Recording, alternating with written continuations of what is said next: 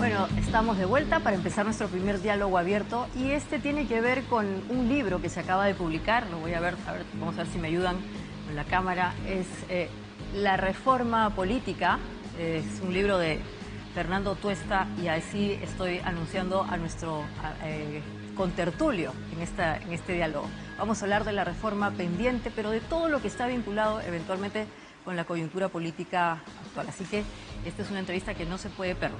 ¿Cómo está, Fernando? Buenas noches. Buenas noches. ¿Qué tal? Gracias por la invitación, Maite. Este es un libro interesante porque es la recopilación de muchos de tus artículos en medios periodísticos, pero que también nos da una suerte de línea lógica de lo que tendría que pasar en el Perú, ojalá, para superar tantos problemas políticos que tenemos. ¿Tú cómo definirías la estrategia en 3 pasos? ¿Qué hay que hacer para tener nuevos partidos políticos, pero lo que creo que es más relevante, evitar tanta fragilidad democrática que en este caso recae en la figura del presidente? Mira, yo creo que hay que ser claro en lo que los alcances y los límites de una reforma que se puede acotar a nivel institucional y de reglas. Se ha hablado y se ha discutido mucho. Yo creo que como va el país, no hay norma y no hay ninguna varita mágica que pueda sacarnos esto de manera pronta y en el corto plazo, porque las reformas para ver realmente sus frutos requieren tiempo, Cuando fuimos designados en la Comisión de Alto Nivel para la Reforma Política, nosotros presentamos efectivamente un plan y una hoja de ruta que debía terminar o tener uno de sus puntos claves, la elección del 2021. Esto no se realizó por 2 razones. Uno, porque se aprobaron pocas, se desnaturalizaron varias y dejaron de lado muchas, y porque vino la pandemia. Y con la pandemia todo se trastocó y entonces vino la elección del 21, que ya vimos también con una serie de problemas, y esta es una materia pendiente. El Perú es uno de los países en América Latina más activos en términos de reforma. Y esto no es necesariamente bueno porque da cuenta que, en primer lugar, nuestro diseño institucional es fallido y, en segundo lugar, porque las continuas modificaciones que se han hecho o son insuficientes o no son las adecuadas. Y ahí tenemos nosotros un grave déficit, no solamente en el tema de las propuestas, sino cómo se toman estas, cómo se canalizan. Y por decir algo muy coyuntural, por ejemplo, hemos discutido desde el 7 de diciembre, en realidad antes, pero a partir del 7 de diciembre del año pasado, en este fallido golpe de Estado, mucho sobre reforma, no se ha aprobado absolutamente nada, ¿no? Esta responsabilidad evidentemente mayor, no solo, pero mayor, de la representación política en el Congreso. Y uno de los temas que te comentaba en la pregunta es el asunto de la presidencia, ¿no? O sea, ayer hablábamos aquí con César Azabache, también estuvo Luis Taís, sobre el hecho de que los partidos políticos en el Perú lamentablemente tienen una vida fulgurante y son pues ave de verano, ¿no? Y se escapan porque hay debilidades institucionales, pero además está la figura mesiánica o caudillista que de alguna manera al caer extingue todo el esfuerzo. Mira, esta es una lamentable tradición en el Perú. El Perú no ha sido un país de grandes partidos, ¿no? Han habido momentos en que los partidos sí han sido más fuertes que ahora, pero no destaca en la región de haber tenido grandes organizaciones. Efectivamente, como tú bien señalas, ha sido un país también de caudillos no solamente militares, sino también civiles, en donde recaía las esperanzas de la ciudadanía y también las organizaciones articuladas a través de ellos. No es fácil porque no solamente responde o debe responder a medidas en términos normativos. Sin embargo, en el momento actual, lo que tenemos es un nivel no solamente de deterioro, sino las organizaciones son extremadamente informales, profundamente personalistas, serían lo que en un momento en el libro hablo de vehículos electorales. Solo para darte un ejemplo, en este último congreso ingresan 9 grupos parlamentarios representando a igual número de partidos, ahora en realidad son 13, del total de 130 congresistas, más de 40 ya han salido de sus grupos de inicio. Hay partidos que prestaron su nombre y hay congresistas ya en un número alto que no pertenecen a los partidos. Entonces, acá estamos en un momento muy complejo, muy difícil de poder superar solamente con las normas, porque hay demasiados incentivos para que ingresen a la política aventureros, amateurs, inexpertos, y hay muchos desincentivos para que muchos que quizás han hecho una buena labor se cansan, ya no quieren más, se retiren de la política, otros se ven, digamos, limitados de no querer ingresar. Esto evidentemente hace mucho daño, porque a partir de la representación también se construyen instituciones, ¿no? Y la dinámica de la política que tiene ahora una calidad bastante baja, ¿no? Siempre nos quejamos de esto, pero estamos en lo más bajo de lo ya bajo que teníamos hace tiempo. Claro, y la reforma política específicamente para estos temas que tú planteas, generar incentivos que, vamos a usar el término contrario, que eviten que gente aventurera o no preparada o con intereses oscuros entre a la política, ¿es posible? ¿Cómo podemos hacer para levantar la valla a la calidad de los representantes? Y ese es el tema. Nosotros planteamos en ese momento, y ahí lo recogen en el libro, que es necesario pensar la situación en términos mucho más integrales.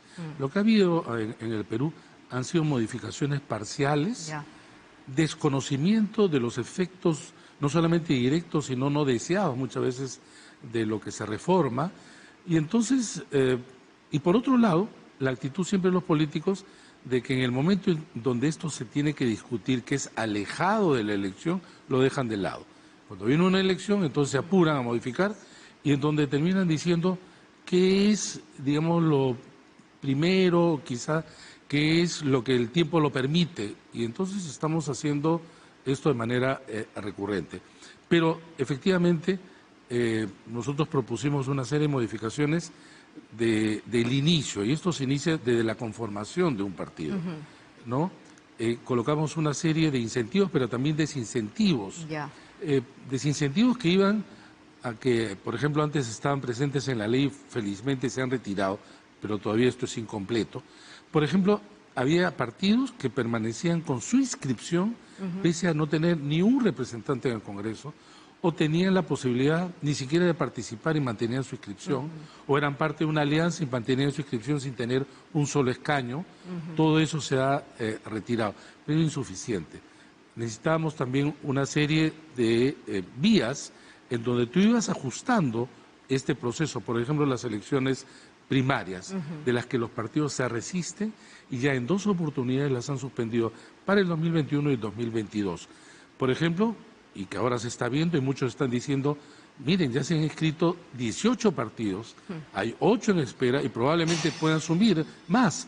Bueno, este fraccionamiento nosotros lo tratamos de combatir con elecciones primarias en donde los partidos medianamente organizados pudieran pasar esa primera valla, porque había una valla también que tenían que superar para mantenerse en este proceso, ¿no? Y también en las elecciones ya ordinarias había que quitar el voto preferencial, es decir, una serie de medidas que están complementadas con un diseño institucional distinto en las relaciones entre Ejecutivo y Legislativo a partir de una bicameralidad. Yo estoy a favor de la reelección parlamentaria, esto es políticamente incorrecto, pero necesario, no solo de los parlamentarios, sino también de gobernadores y alcaldes, porque la política no es un espacio tan fácil para su desempeño, requiere formación, requiere esa experiencia, cosa que vemos ahora continuamente que eso no existe. Es más, muchos de los grupos de políticos que no son de una bancada, sino cruzan las bancadas, terminan portando intereses particulares, mercantilistas y hasta mafiosos, ¿no? Entonces, para eso sí hay, pues, hay que ajustar en el término de las sanciones, pero las sanciones no son suficientes. Mira, nuestro país es uno de los países más limitativos y prohibitivos en términos de lo que son las regulaciones, y sin embargo esto no ha mejorado. ¿Y no mejora por qué? Porque no hay quien impulse las reformas, como tú dices. O sea, si el Parlamento no tiene incentivos, tendría que ser la sociedad civil. Recordamos que en el marco del adelanto de las elecciones, que fue el gran tema meses atrás, se levantaron estas plataformas que convocaron a distintas organizaciones, se hablaba mucho de la reforma. ¿Esa es la vía? ¿Tendría que haber una suerte de esfuerzo ciudadanos, de la sociedad civil, como para plantear las reformas y eventualmente ejecutarlas? Porque parece que ya existen. Sin duda que sí, porque mira, si hay alguien que se resiste a las reformas, a la reforma política, son los políticos. Son los políticos. Ellos pueden hablar de la reforma educativa, de salud, de cualquiera, pero de la reforma política, digamos, claro, no solo acá, pero particularmente acá, son muy resistentes, bajo la idea de más vale lo malo conocido que lo bueno por conocer, y porque en general se sienten cómodos como están, ¿no? Entonces, ¿para qué reformar aquello que obviamente los beneficia? Y entonces, ¿cómo se han desarrollado muchas reformas? A partir de la presión externa al Parlamento. Muchas veces sociedad civil, organismos electorales, opinión pública, academia, viene de fuera. Hay muchas vías para hacer reforma, pero las que se han establecido en el Perú son exclusivamente portadoras en el Parlamento. Claro, el Parlamento, lamentablemente, no nos ha entregado nada. Desde el 7 de diciembre no es que ha dicho, nos ponemos de acuerdo para poder resolver a través de una norma tales problemas y vamos a discutir 4 temas, y esto lo haremos en tanto tiempo. No hay ni siquiera un acuerdo mínimo de esta naturaleza. Y tampoco tienen incentivos para hacerlo. El otro día, no, sin duda.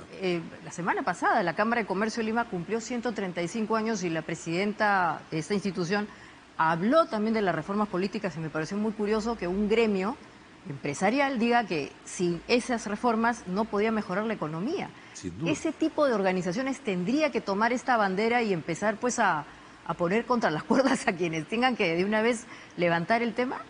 Mira, me parece muy importante y necesario que en este caso el empresariado entienda que efectivamente la economía y la sociedad no pueden seguir funcionando con una política o la arena política con todos estos problemas que estamos viendo, ¿no? Es necesario efectivamente acometer medidas y propuestas y que se debatan, y la Cámara de Comercio efectivamente ha estado discutiendo hace un tiempo, pero que debe extenderse también a otros gremios empresariales, no solamente ellos, también puede ser el gremio de los trabajadores, la academia se tiene que involucrar un poco más, pero no podemos seguir, digamos, con estas reglas, estas instituciones que, asumiendo, digamos, en el hipotético caso que no haya adelanto de elecciones, en 2026, ¿por qué las cosas van a cambiar? Si la oferta política, digamos, es más o menos la misma, de la misma calidad probablemente y las mismas reglas. Entonces vamos a estar lamentándonos continuamente, ¿no?